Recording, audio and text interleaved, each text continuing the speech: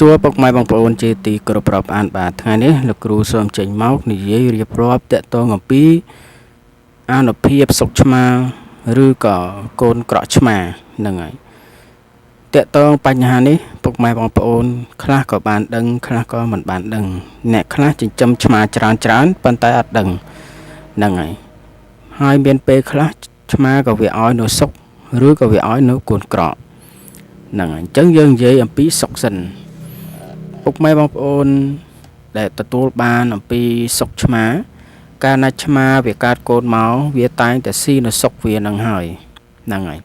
ឧទាហរណ៍ថាវាកើតមកបានប្រហែលជា4ឬក៏5ឬក៏3អញ្ចឹងទៅវាស៊ីសុខនឹងទាំងអស់ជួនកាលគឺវាទុកខ្លះវាស៊ីអស់2ឬក៏វាទុកសុខឲ្យយើងមួយហើយសុខដែលវាទុកឲ្យហ្នឹងគឺវាពំមកឲ្យយើងដាក់នៅមុខផ្ទះឬនៅកន្លែងវាដេកហើយវាទៅស្រែកឬវាហៅយើងនឹងឲ្យដឹងកាលណាយើងទទួលបានសុខនឹងហើយជាលក្ខណៈប្រទេសហ្នឹងសុខឆ្មាហ្នឹងយើងយកទៅត្រាំស្រាសិនក៏បាន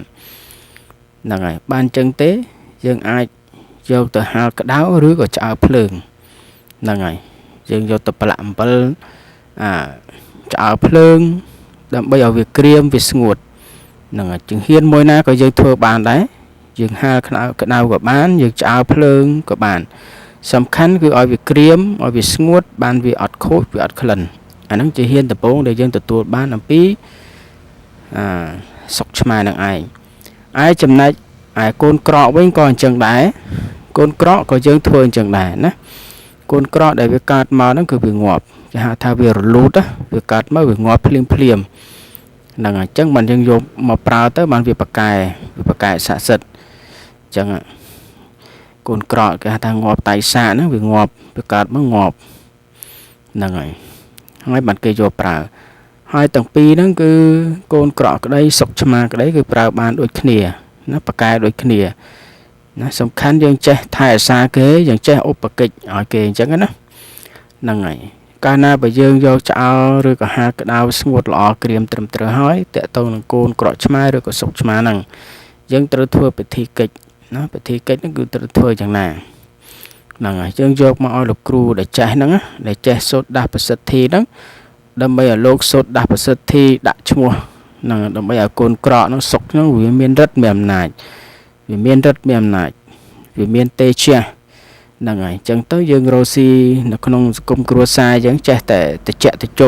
មានលៀបមានជ័យរស់ស៊ីមានបានតកតងបញ្ហាហ្នឹងអញ្ចឹងលោកគ្រូនិយាយផ្ដោតចំពោះអ្នកដែលមានជំនឿអ្នកដែលជឿណាធម្មតាដែលយើងជឿយើងមានជំនឿនឹងរបស់ស្អីក៏ដោយវាតែងតែស័ក្តិសិទ្ធិវាប្រកែទៅតាមហ្នឹងតែបើយើងមិនជឿណាយើងមិនជឿយើងធ្វើឲ្យថែរក្សាគេមិនបានល្អមិនបានត្រឹមត្រូវមិនបានដឹកដល់លទ្ធផលយើងទទួលក៏ទៅតាមនឹងដែរតែបើយើងថែរក្សាគេណាហ្នឹងហើយបានសូត្រដាស់ប្រសិទ្ធិបានដាក់បាយជាប្រចាំហើយការដែលដាក់បាយឲ្យសុកឆ្មាឬកូនក្រក់ឆ្មាហ្នឹងគឺយើងត្រូវហៅឈ្មោះគេណាឈ្មោះហ្នឹងយើងដាក់ខ្លួនឯងក៏បានឬក៏យើងឲ្យលោកគ្រូគេដាក់ហ្នឹងក៏បានអាស្រ័យលើខ្លួនយើងទេហ្នឹងហើយរបៀបដាក់បាយហ្នឹងគឺយើងដាក់បាយមួយកូនចានអញ្ចឹងហើយយើងអុជធូប3តសៃដុតលើបាយហ្នឹងហើយមានសាច់ត្រីសាច់ជ្រូកសាច់អីឲ្យតែមានណាយើងរោយពីលើបាយហ្នឹងហើយទឹកមួយកែវហើយយើងរៀបកូនតុកណាមួយយើងដាក់ឲ្យវាសមរម្យណាកុំដាក់លើអាសនៈព្រះអង្គកុំដាក់ស្មើព្រះអង្គហ្នឹងហើយយើងត្រូវដាក់កន្លែងណាមួយដល់ឡែករៀបចំកន្លែងណាមួយឡែកកូនតុកអីមួយអញ្ចឹងណាដាក់ធ្វើឲ្យវាសមជាពិសេសយើងកុំដាក់ចូលក្នុងអាសនៈព្រះអង្គលេឡំគ្នាអញ្ចឹងណាហ្នឹងប្រាប់ឲ្យដឹងកាលណាបើយើងដាក់ហើយយើងអុជធូបយើងហៅឈ្មោះណាយើងហៅឈ្មោះឧទាហរណ៍តែឈ្មោះក្រូចឈ្មោះស្វាយហ្នឹងសុកឆ្មាហ្នឹងយើងហៅមកហ្នឹងហើយមកទទួលបាយមកស៊ីបាយដែលយើងត្រូវជាម្ចាស់បានដាក់ឲ្យអញ្ចឹងណាហើយការដែលមកទទួលស៊ីបាយហើយជួយថែរក្សាការពារដល់ម្ចាស់ផ្ទះហ្នឹងហើយឲ្យមានលៀបមានជ័យរស់ស៊ីមានបានជួយហៅភ្ញៀវហាមួយអញ្ចឹងណាបើយើងរស់ស៊ីលក់ដូរហ្នឹងយើងនិយាយអញ្ចឹងបើយើងរស់ស៊ីអីផ្សេងយើងនិយាយប្រាប់គេតាមហ្នឹងទៅឲ្យគេអាណិតស្រឡាញ់អីអញ្ចឹងមានលៀបមានជ័យអញ្ចឹងថែរក្សាម្ចាស់អញ្ចឹងហ្នឹងអាស្រ័យយើងនិយាយរៀបរាប់ទៅតាមហ្នឹងអញ្ចឹងហ្នឹងហើយអញ្ចឹងថែរក្សាគេបានល្អត្រឹមត្រូវទៅគេនឹងអោយ លាបឲ្យសំណាងមកដល់យើងជាម្ខានអញ្ចឹងប៉ុន្តែយើងត្រូវធ្វើកិច្ចណាដោយលោកគ្រូបានបញ្ជាក់អញ្ចឹងត្រូវធ្វើកិច្ចសូត្ររងាប់ហៅវិញ្ញាណណាវិញ្ញាណឆ្មាដែលខូចឬសុកវាដែលខូចហ្នឹងដើម្បីវាមកស្ថិតនៅក្នុងសុកហ្នឹងឬក៏កូនក្រក់ឆ្មាហ្នឹងឲ្យវាមានញាណណាហើយញាណហ្នឹងគឺវាស្ដាប់បង្គាប់យើងវាថែរក្សាយើងដែលយើងជាម្ចាស់ហ្នឹងបានថែរក្សាកាលណាបើយើងថែទាំថែរក្សាបានជាប់ត្រឹមត្រូវណាញាណសុកឆ្មាហ្នឹងក៏អាចមកបញ្យល់សពយើងណាមកបញ្យល់សពយើងឬក៏ប្រាប់យើង